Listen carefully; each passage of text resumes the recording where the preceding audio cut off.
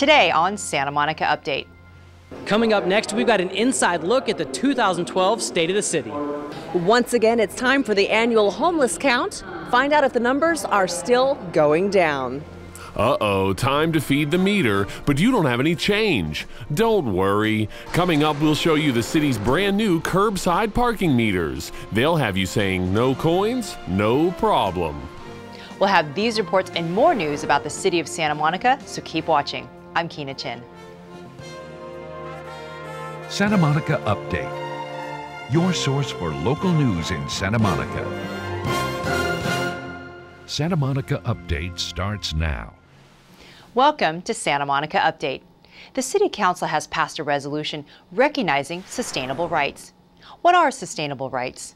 One sustainable right is the right to clean, affordable water from sustainable sources for human consumption, cooking, and sanitary purposes.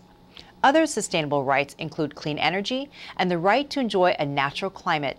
This resolution may signal a new chapter in the evolving definition of human rights. The Council asked city staff to create recommendations about how these new rights can be worked into the fabric of our city.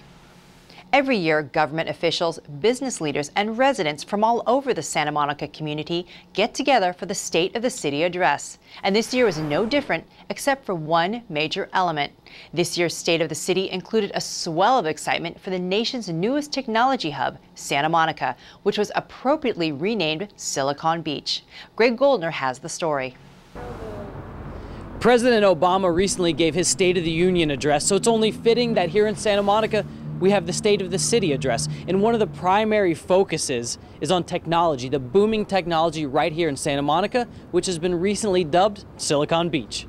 I think we officially decided, henceforth on this date, the tech community shall forever be known as Silicon Beach here in Santa Monica. So I think that's a little round of applause. Santa Monica has rapidly become known as a global technology hub, and the extremely high revenue streams from these tech companies in our city play a significant role in creating more jobs and improving the city's overall infrastructure. And it's great for everybody because the tech jobs that are coming to town are really good jobs, they're well-paying jobs, and it's really the wave of the future. So we're establishing ourselves now in technology, and it'll carry us into the future as a city. If you look at Santa Monica and you see how the businesses are coming into the community, the buzz is not only local, the buzz is not only national, the buzz is global. People know that this is where our technology companies want to be. Avesta and Cam Rasuli, the founders of Coloft, which is a community-driven shared workspace for entrepreneurs and startups, took home the city's 2011 Innovation Award. And they couldn't be happier to see that they're setting the trend for other startups to make their way to Santa Monica.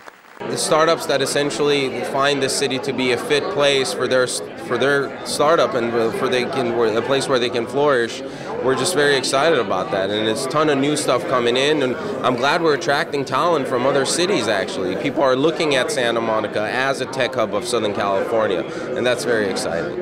And just as excited as the tech companies are to be here in Santa Monica, this city is equally as excited to have them here. And it's the innovation that really is going to be interesting, because a lot of that new technology that emerges is useful in our field too.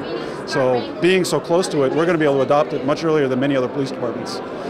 So competitive advantage is cool. The city will continue to embrace technology, not only to improve our core municipal services, but to help our residents connect with the internet, to move our residents, to improve mobility, and to improve the business climate by making it very cheap and easy for businesses to connect to the net and send huge amounts of information all over the world very inexpensively. That's our future. There are definitely some exciting times ahead for Santa Monica. With the State of the City best described as excellent, and with a booming technology hub right here in our own backyard, Santa Monica is continuing to lead the way for cities throughout our country. From the mayor to business leaders, one message is loud and clear. Santa Monica is a place to be right now and will continue to be the place for years to come. For more info about the Santa Monica Chamber of Commerce, just go to smchamber.com. Even though California has more homeless people than any other state, the homeless numbers in Santa Monica keep going down. Reporter Tamara Henry hit the streets and stayed out late with volunteers who participated in the homeless count. Here's her report. The Civic Center is where it all starts. About 260 volunteers gathered at 10 p.m. for a nice snack and lots of Pete's coffee, along with some quality hang time with the local police department and firefighters before the long night ahead. We are part of the fabric of the community in Santa Monica, and being compassionate for the homeless population is really important for our volunteers, for our community. Data from previous homeless counts shows an actual reduction of homelessness in Santa Monica by about 19% from 2009 to 2011, whereas nationally the numbers are only 1%. Will our numbers in Santa Monica continue to go down? Our goal is to end homelessness, and so hopefully we'll continue. With the economic downturn, it's difficult because I think more people are facing homelessness. The city's been fantastic in working on eviction prevention work and other efforts. Volunteers say there's nothing like feeling like part of the solution. It's one of 450 communities in 4,000 cities that this point in time count is being conducted tonight.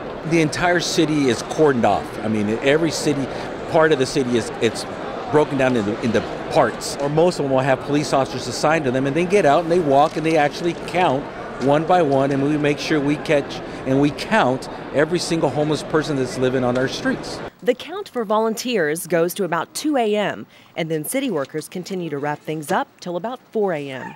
The police department's role tonight is security for those that are out here counting.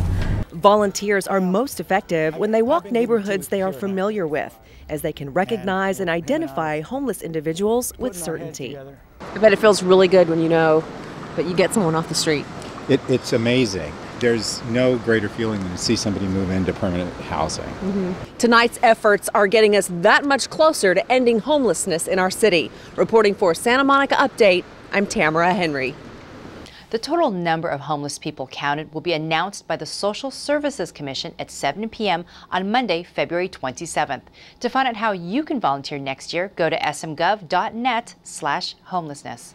Santa Monica is a strong city, and that's not just our opinion anymore. The League of California Cities, along with the City Manager Foundation, are featuring our city as an example of local government success. The Strong Cities, Strong State program will continue profiling California cities over the next 18 months. You can take a look at our city's profile at strongcitiesStrongState.com/city/Santa-Monica. The City Council has upheld the Landmarks Commission designation of the residence at 2501 2nd Street as a city landmark. Originally constructed between 1902 and 1907, this turn-of-the-century cottage is also known as the Victorian Vernacular Cottage. The home retains the original diagonal multi-light and double-hung windows with unique diamond-shaped sashes. Other character-defining features include the hipped roof with a bell-shaped roofline, an asymmetrical front facade, bay windows, and a recessed entrance. The architectural style links the 19th and 20th centuries. It was most prevalent during the first wave of development in the Ocean Park district and was largely replaced with craftsman-style homes by 1910. If you'd like to see the landmarks of Santa Monica, you can go to santamonica.com and search landmarks to find the tour brochure. Santa Monica drivers have all been there. You find the perfect parking spot, you know the one, right in front, and you back it in, throw it in park, and realize you don't have change to put in the meter. But now, no coins? No problem. The city is unveiling 6,100 brand new solar-powered parking meters that put the frustration of fumbling for change to feed the meter in the rearview mirror. Reporter Ned Rolsma has more. Ooh, there's a spot. Just gotta feed the meter. I only have cards. Do you have any change? You mean you don't have any change? Wouldn't it be cool if we had the option to pay for parking with a card if we had no coin? Well, now we can. Santa Monica just installed more than 6,000 of these brand new state-of-the-art curbside parking meters all over town, every spot. No more fumbling for coins. Whoops. Oh man, I hate when that happens. Let me just get these. In the meantime, here's City Parking Manager Frank Ching, who says converting to these newer meters was ultimately a matter of dollars and cents. The major reason why we converted the parking meter from the conversion meter to the new parking meter is, first of all, the credit card acceptance. Who really wants to carry coins to pay for parking meters nowadays, right? They accept credit card, they accept Visa, Master, and also American Express and Discovery. In addition to that, our Santa Monica card's still working on our new parking meters, and of course, we always will take coins. Oh, well, it's good to know you still can. You could argue that pulling into a spot and throwing a coin in the meter still might be faster than swiping a card and pressing buttons. Done. There's also a pay-by-phone option that sends you a text when time is running out. That way you can add more time without going back to the spot. The key word is convenience, and not just for the customer. These meters are easier to operate and maintain, they're solar-powered and sustainable, rates and times can be remotely programmed, and they're reliable. So what means is if there's any coin jams or any malfunction on the parking meters, it will automatically send a text message to our parking meter techs that always circulate working in town, and they will find out where to fix the meter immediately instead of we have to wait until the general public notify us. It gives us more flexibility and efficiency on operating it. Let's say if we have to reserve a parking space for any construction reason and no parking for the next day, we can also remotely program it. We can constantly keep capturing all the data on our parking data more efficiently and come up with better plan on parking, come up with better event planning on our parking. And like I said, in the future, we will be able to develop a parking website to help people to find parking space. Actually, about 2 years in the future, after the city installs underground space sensors that'll provide real-time parking data for on-street spaces citywide. Finding a parking spot in Santa Monica will be even easier. Now that's change that makes sense. For Santa Monica Update, I'm Ned Rolsma. Forbes Magazine recently included Santa Monica on its list of the most alluring downtowns in the nation. The magazine said that the success of Santa Monica as a tourism destination was attributable to a lively downtown and being located in a beautiful setting. Our strong concentration of high-end shops and inventive restaurants, says Forbes, lure visitors away from the beaches and into the downtown. The magazine goes on to say that Santa Monica has a lively mix of residents and single-family homes and apartments. Well, we knew most of that, but thanks for letting the rest of the country in on our secret. Santa Monica, it's not just our beaches, our restaurants, our beautiful views of the ocean, and our people, it's the lively mix of it all. Thanks, Forbes. What are your thoughts about the future of the Santa Monica Airport campus?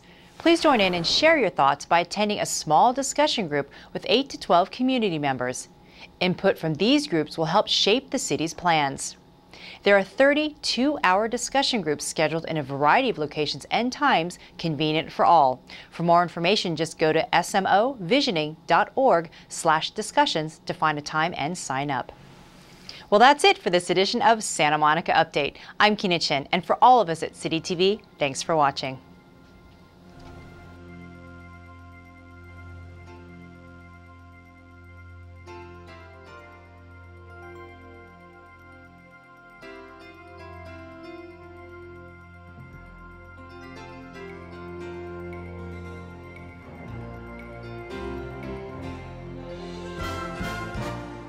Check it out at the Santa Monica Public Library. Homelessness touches us all in some way, even if it's just the people we pass walking down the street. The library is a good place to go to get the facts on different aspects of this human condition. I Beat the Odds, From Homelessness to the Blind Side and Beyond, might be a good place to start.